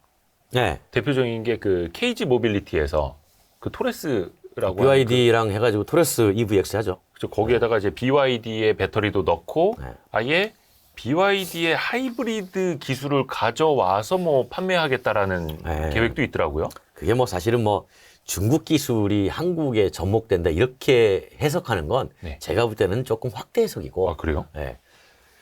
우리가 뭐 하이브리드 기술이 없는 것도 아니고 다만 직접 개발하려니 돈이 많이 드는데 차라리 그거 갖다 쓰는 게 싸게 맥히더라. 아하. 그런 차원이고요. 그 실제로 KG 모빌리티 같은 경우는 뭐 제가 개인적으로 뭐 잘 압니다. 네. 뭐 자동차 30년인데 모르겠습니까? 그럼요. 근데 이제 왜 중국과의 파트너십을 선택을 했냐면 그거예요. 우리는 자동차를 만드는 제조사다. 네. 그 제조사가 한국에 있을 뿐이다. 그러면 우리가 만드는 제품은 글로벌에 다 팔아야 된다. 그러면 그 안에 배터리가 중국이 만든 리튬 인산철 저가 배터리든 한국의 LG 에너지 솔루션이 만든 고가 배터리든 관계없이 우리는 최대한 경쟁력 있는 가격에 좋은 제품을 글로벌 소비자에게 공급해줘야만 우리가 생존한다. 그 큰 명제를 가지고 중국하고 손을 잡은 거예요. 공통의 명제를 가지고 그렇죠. 그런 측면일까요? 그 르노 코리아 부산 공장에서 네. 25년부터 폴스타 4를 생산한다고 합니다. 네. 폴스타 4가 사실 그 뭐 볼보의 전기차 브랜드로도 알려져 있지만 중국 지리 자동차가 그 뭐 승용차 부분 이제 사갖고 가서 사실상 폴스타는 이제 중국 지리 자동차 브랜드다 뭐 이렇게들 인식을 하는데 이 현상은 좀 어떻게 자, 평가하세요? 그건 이제 어떤 전략이냐면 예. 폴스타는 중국의 지리자동차 그룹이 보유한 회사예요. 네. 쉽게 말하면 이제 볼보의 전동화 그렇죠. 회사인데 볼보를 지리그룹이 보유하고 있으니까. 네. 근데 이제 폴스타도 전 세계에 다 수출을 하고 싶어요. 근데 그게 메이드 인 차이나 제품을 수출할 거냐? 메이드 인 코리아 제품을 수출할 거냐? 근데 폴스타는 상대적으로 글로벌 소비자들에게 인식이 될 때 네. 이게 중국 브랜드야라는 인식이 약해요. 아. 이건 볼보의 브랜드야. 라는 인식이 강합니다. 그 알만한 사람들은 다 알 텐데요. 지금도 예. 모르는 사람 많아요. 그래요. 네. 왜냐하면 자동차가 잘 판매되고 자동차를 좋아하는 사람들이 많은 나라에서는 잘 알 수 있으나 그렇지 않은 나라도 많아요. 아, 그냥 볼보다. 그렇죠. 이렇게. 예, 그러니까 폴스타가 뭔지 모르는 분도 꽤 많이 있어요, 아직도. 우리나라에서도. 네네네. 그러다 보니까 우리나라에서 만든 메이드 인 코리아 폴스타를 수출할 수 있는 거고 네. 또 한 가지는 한국이 전 세계 모든 나라와 관세 장벽을 다 해소시켜 놨잖아요. 우리나라 이제 FTA 많이 맺어놨으니까. 그렇죠. 중국은 많이 안 했거든요. 아하. 그러니까 한국에서 차라리 생산 비용이 조금 비싸도 예. 중국에서 수출되는 관세랑 비교를 해보면 결국은 현지에서 판매되는 가격은 비슷할 것 비슷하다. 같다. 아, 근데 거기다 딱 메이드 인 코리아가 찍힌다. 그렇죠.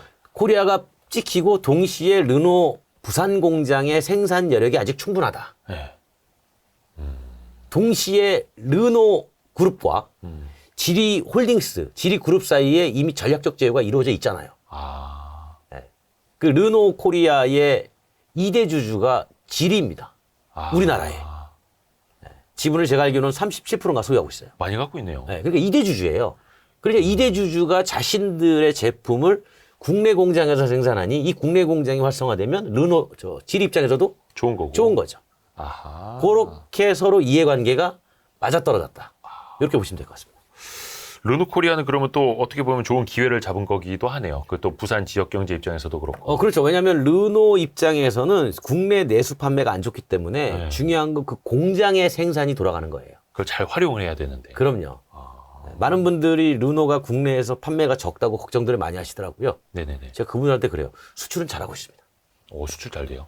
수출을 잘하고 있다는 얘기는 생산을 잘하고 있다는 얘기잖아요. 어. 그러니까 그 회사는 사실은 수출과 생산을 전문적으로 하는 역할인 거지 국내에 많이 판매하는 역할은 아니에요. 그래서 이제 국내에서 네. 만들어지는 생산이 되는 거긴 합니다만 뭐 글로벌 브랜드고 네. 해외 시장을 또 타깃으로 또 하고 국산이라고 국내에서 많이 판매되리라는 보장은 없어요. 있고. 대부분 또 수출. 네, 한국 GM의 부평 공장도 마찬가지예요. 한국 GM도 GM 글로벌에서 네.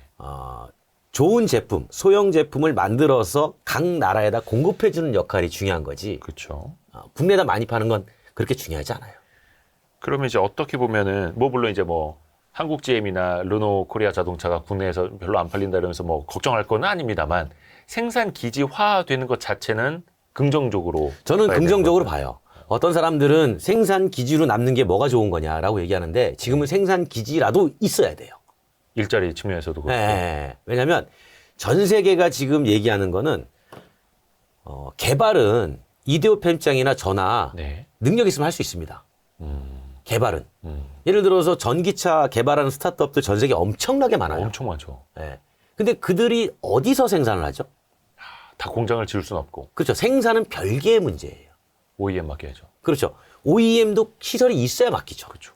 네. 그러니까 생산을 제공하고 생산할 수 있다는 건 그만큼 그 나라의 일자리가 많이 만들어지고 그 나라의 GDP가 늘어나는 효과가 만들어지기 때문에 그 생산을 만들어주는 건 대단히 좋은 거예요. 아하. 우리나라가 생산을 잘하는 국가 중에 하나이긴 해요. 그럼요.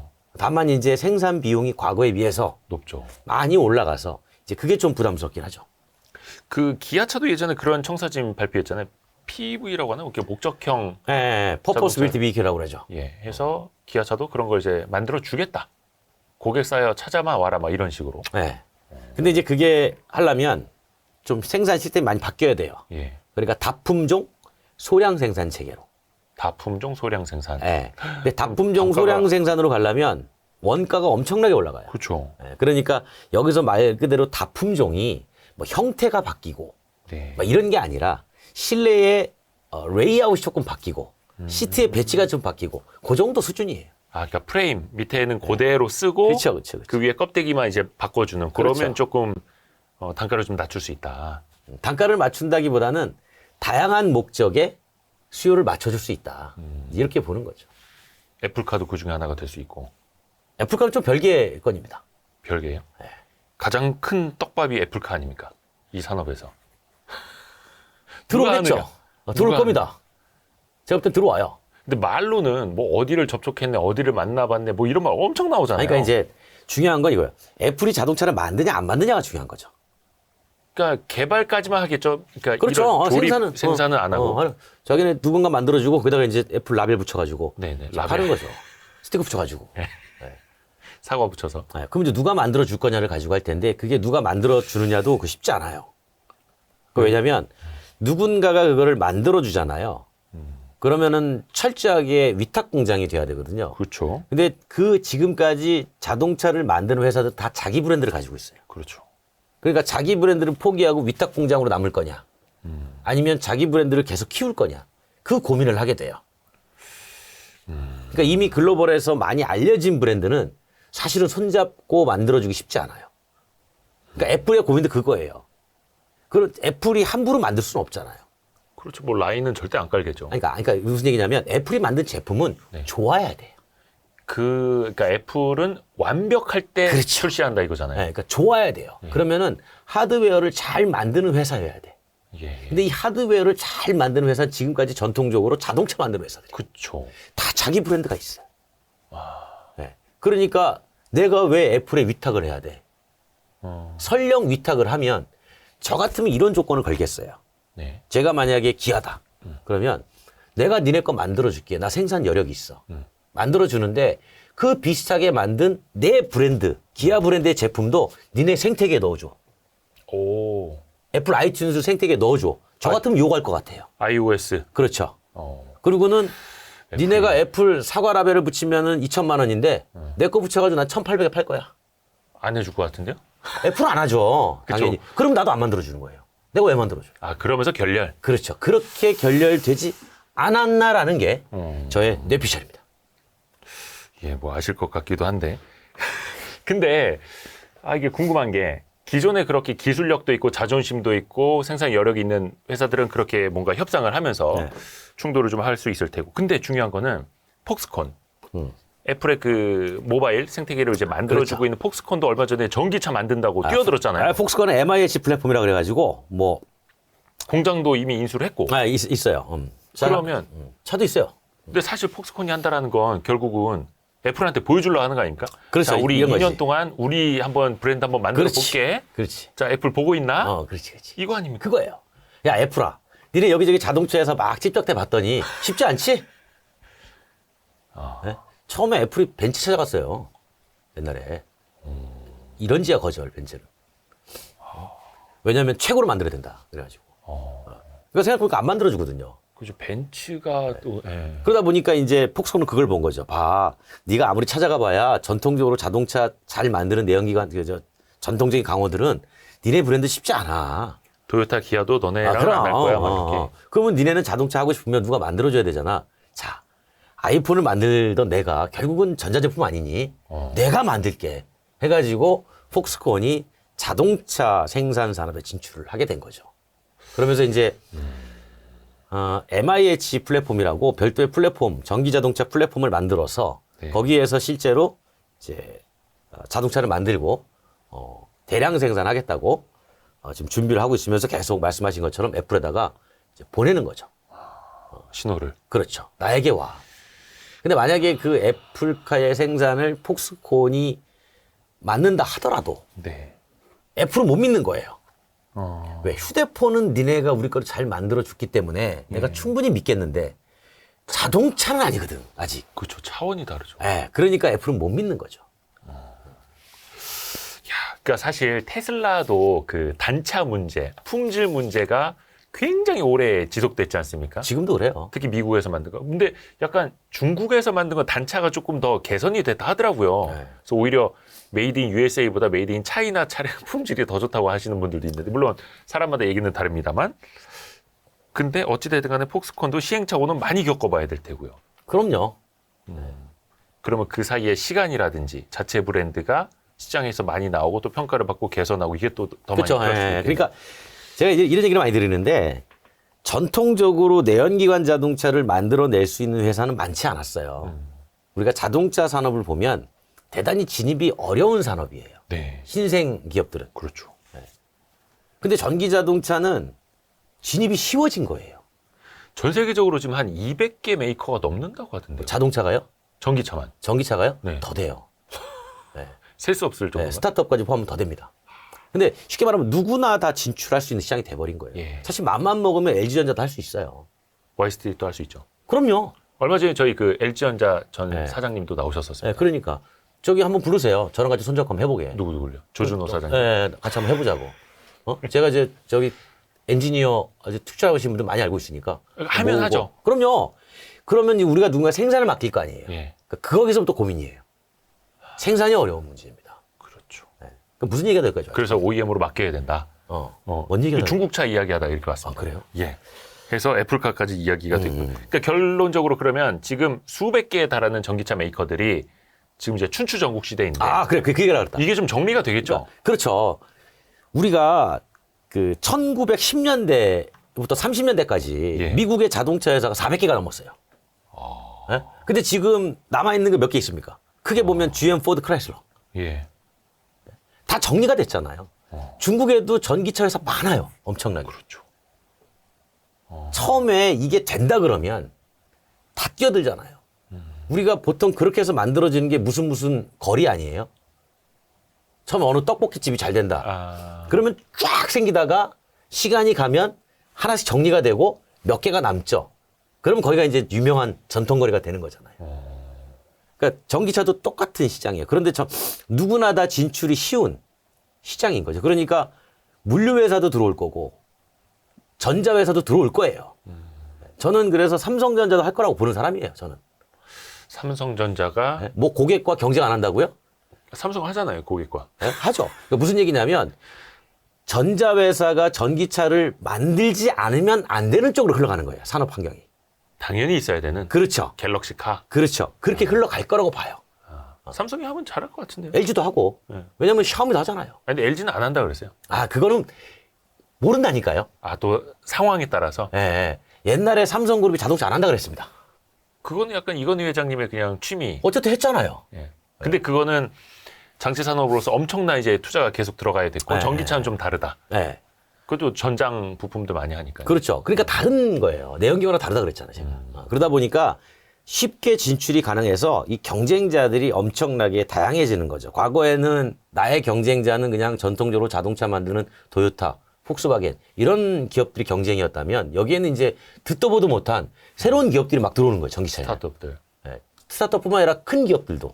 그러니까 업종이 완전 달랐던 물류 기업들이 내가 물류용 자동차를 직접 만들어 쓰겠어. 아, 라고 들어오는 거죠. 1년에 10만 대 정도 내가 쓴다 그러면 만들어 쓰면 돼요. 왜? 나는 소모가 중요한 사람이지. 그러면 내 차값 아끼겠다. 차라리 내가 왜 제조사한테 가서 차 좀 싸게 팔아달라고 왜 빌어? 내가 만들어 쓰지 그냥. 나중에 쿠팡카가 나올 수도 있는. 그렇죠. 그런 식으로 아마존카가 나오듯이. 네. 그러니까 그렇게 해서 아마존카는 실제로 그거 하고 있잖아요. 그렇죠. 그래서 하고 있잖아요. 직원도 막 사는 그래가지고 거고. GM이 막 물류사 뛰어들고 하잖아요. 예. 그러니까 그런 식으로 이 춘추 전국 시대가 되는 거죠. 그러면서 한 텀이 지나가면 예. 이제 사라질 거 사라지고 예. 이제 남는 기업들이 있을 거예요. 그들이 또한 이 이동수단의 시장 한 100년을 끌고 가는 거예요. 승자가. 그렇죠. 승자 몇몇이서. 제가 90년대부터 자동차 잡지를 보기 시작했었거든요. 네. 어릴 적에. 그때는 뭐 자동차 생활도 있고 맞아, 자동차 생활. 모터 트렌드도 있고 네, 자동차 생활을 봤죠. 파테스도 있고 뭐 근데 많았죠. 그때 이야기했던 게 우리나라는 뭐 그때 현대, 기아, 뭐 아시아 자동차, 쌍용, 대우 여러 개 있었을 때요. 네. 근데 전 세계적으로 한 10여 년 후에는 자동차 메이커가 10여 개만 남을 거다. 그렇죠. 그렇게 얘기했죠. 그 얘기가 그때부터 나와서 저도 초등학교 때 아니 우리나라에만도 지금 대여섯 개가 있는데 이게 어떻게 정리가 돼? 그러니까 네. 상상이 안 갔었는데 네. 근데 가만히 보면 다 M&A 되고 정리가 되고 있어요. 그렇죠. 그래 됐죠. 네. 우리나라만 해도 뭐 현대기아 그죠. 밖에 없잖아요. IMF 이후에 기아차도 또 인수가 됐고 네. 나머지는 다 외국계 기업이니까. 전기차도 이제 그렇게 될 거고. 전기차와 기존의 전통 내연기관 자동차 회사 포함해서 같이. 근데 삼성 같은 데도 결국은 뛰어들어야 하고. 그러니까 뭐 신규 업종. 그러니까 자동차를 만들 거라고 생각하지 않았지만 산업이 그렇게 흘러갔을 때 아하. 나중에 그러면 그거를 결정 지을 수 있는 핵심 차별점이 있어야 되잖아요. 뭐 애플이야 뭐 당연히 iOS 있으니까. 저는 그 아이폰 스토어도 넘어올 차별점을 거고. 그걸로 보는 거예요. 자율주행으로. 아, 자율주행. 네. 그러니까 로봇지능. 로봇지능이 네. 이렇게 만들어줄 엄청난 이 체인지 뭐라고 그러죠? 기회라 그러나? 네네네. 샷건? 뭐라고 그러지? 스모킹건? 어. 예? 어쨌든 네. 좀 의미는 다르지만 예. 어쨌든 그 크게 바꿔보면 그게 큰 계기가 될 것 같아요. 자율주행 기능에 따라서. 그러니까 사실상 뭐 테슬라도 차만 보면은 솔직히 네. 아우 그 승차감에 뭐 마감에 근데 자율주행 보고 타는 거 아닙니까? 그렇죠. 그런 그러니까 것처럼. 자율주행이 진짜 완벽하게 상용화돼 가지고 사람들이 그 차를 타고 자유롭게 이동을 한다. 예. 그러면 완전히 달라져요. 근데 자율주행도 물론 이제 뭐 구글 웨이모라든지 네. 물론 또 예, 현대차도 자체적으로 하고 있고 한데 나중에 되면 자율주행 기술도 상향 평준화가 될 수 있지 않습니까? 그렇죠. 테슬라도 그거를 또 이제 기술을 공개해서 당연하죠. 자기네들한테 수수료 내라. 구독료 받고. 예, 구독료 네. 내라. 그래서 이제 제가 그러는 거죠. 자율주행은 그래서 최근에는 어떻게 넘어가고 있냐면 최근에는 자율주행이 기술의 문제가 아니라 예. 사회적 합의의 영역으로 넘어가고 있어요. 아. 사회적 합의. 오호. 결국 로봇이 예. 인간을 이동시켜 주는 거잖아요. 그렇죠. 그러면 그 이동에 얼마나 안전성이 확보가 돼야 되느냐. 그다음에 책임은 누가 질 것이냐. 뭐 여러 가지 우리 사회적 합의들이 있어요. 네. 그러니까 허용할 거냐 말 거냐. 이제 그런 합의의 영역으로 넘어가고 있다. 근데 이 합의가 하기가 예. 참 어려운 부분이에요. 그 당장 뭐 보험만 하더라도 그렇고요. 그렇죠. 그래서 이제 이 자율주행이 합의가 이루어지면 자동차 회사가 다 보험 뛰어들어요. 아, 자동차 회사. 그래서 그럼요. 테슬라도 그 뭐 금융 그럼요. 서비스 준비한다고. 그럼요. 왜냐하면 이게 사고가 안 날 거라는 사고 가능성을 자동차 회사가 제일 잘 알아요. 데이터를 갖고 있기 때문에. 그러겠네요. 예. 그러니까 본인이 직접 보험해가지고 보험료를 낮춰버리죠. 그러면 이런 거죠. 근데 자율주행을 또 한편에서 보면 사람들은 자율주행차 살 이유가 없어요. 아, 그냥 공유 이용만 하면 되지. 로봇 택시. 예. 그러면 운수사업자가 사라져요. 아, 왜? 제조사에게다가 이 자율주행차가 사고 났을 때 책임을 지라고 하면 네. 제조사는 누군가한테 안 팔 겁니다.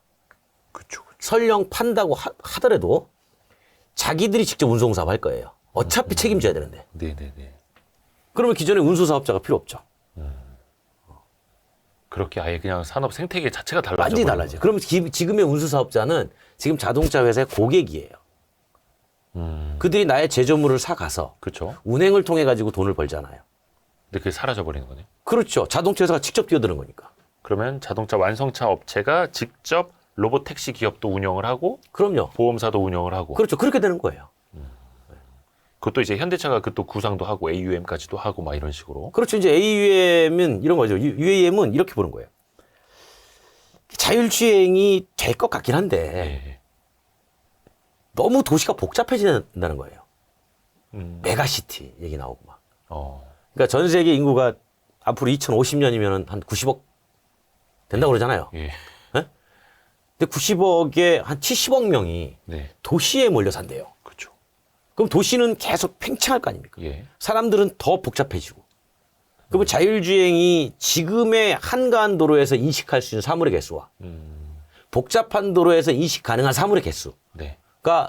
기하급수적으로 늘어나고 네. 이 늘어나는 모든 인식을 얘가 알고리즘으로 판단하려면 어마어마하게 많은 에너지가 필요하고 여기에 또 다른 고차원적인 지능이 들어가야 되고 그러니까 이거를 다 할 수가 있을까? 그러면은 도심은 더 복잡해지겠네? 네. 이동에 시간이 더 많이 걸리고 자율주행이 안 될 수도 있겠구나. 라는 생각에 그러면 새로운 교통방식은 뭘까라고 해서 UAM 본 거예요. UAM. 네. 도심 어반 모빌리티. 그렇죠. 그냥 도심 어반이란다. 네. 어반 에어 모빌리티. 그렇죠. 예. 도심 항공 모빌리티 그래가지고 그냥 위로 가자. 네네네. 그래서 사실은 자율주행이 생각만큼 어렵다라고 하는 평가가 나오면 UAM이 떠요. 그럼 나중에 되면 또 그거 막 이렇게 날파리처럼 더 많이 돌아다니는 거 아닐까? 왱왱왱 그렇죠. 그건 그러면서. 다 서로 관제해야죠. 야, 정말 재미난 미래가 펼쳐질 것 같습니다. 와, 오늘 근데 진짜 장시간 이야기를 해주셔가지고. 아, 근데 이게 너무 오래했는데요? 다음번에 더 오래 하면 되죠. 뭘 오래 힘들어. 아니, 근데 사실 우리 권영주 소장님이 그 목 상태가 많이 안 좋으신 재밌었어요. 상황인데도 네. 이렇게 또 열정적으로 이야기해 주셔가지고 저도 그렇고 우리 와이스트리 구독자분들도 많이 배우셨을 것 같아요. 저는 이제 큰 틀에서 예. 트렌드를 말씀드린 거예요. 네, 트렌드. 뭐 구체적으로 뭐 주식 얘기는 직접 많이 하세요. 아니, 저도 잘 모릅니다. 주식은 저는 몰라요. 예, 주식을 뭐 해야 주식을 하죠. 주식은 뭐 아무도 주식을 모르죠. 옛날에 누가 그러더라고. 왜 너는 자동차 회사, 부품 회사 같은 데 가서도 강의를 많이 하거든요. 네네네. 그러면 그 회사의 속사정을 알잖아요. 예. 뭐 그걸로 주식했으면 저 재벌 됐을 거예요. 근데 주식 원래 관심이 없고 그리고 주식을 하면 제가 얘기하는 내용이 다 편파적이 됩니다. 제가 올리려고 그럴 거 아니에요. 그것도 그렇고 네. 그 특정 분야에 대해서 전문 지식을 가지신 분들이 그 분야에 대한 투자 수익률이 안 좋아요. 맞아요. 왜냐하면 되게 편향이 되거든요. 맞아요. 그 팔아야 될 때 못 팔고 아니 저는 제 양심에 걸려서 안 하는 거예요. 그냥. 그런 것도 있고. 네. 아무튼 감사합니다. 그래서 오늘은 국민대학교 자동차 운송 디자인학과 겸임 교수이자 퓨처 모빌리티 연구소장이신 권용주 소장과 함께했습니다. 긴 시간 고맙습니다. 고맙습니다. 감사합니다, 교수님.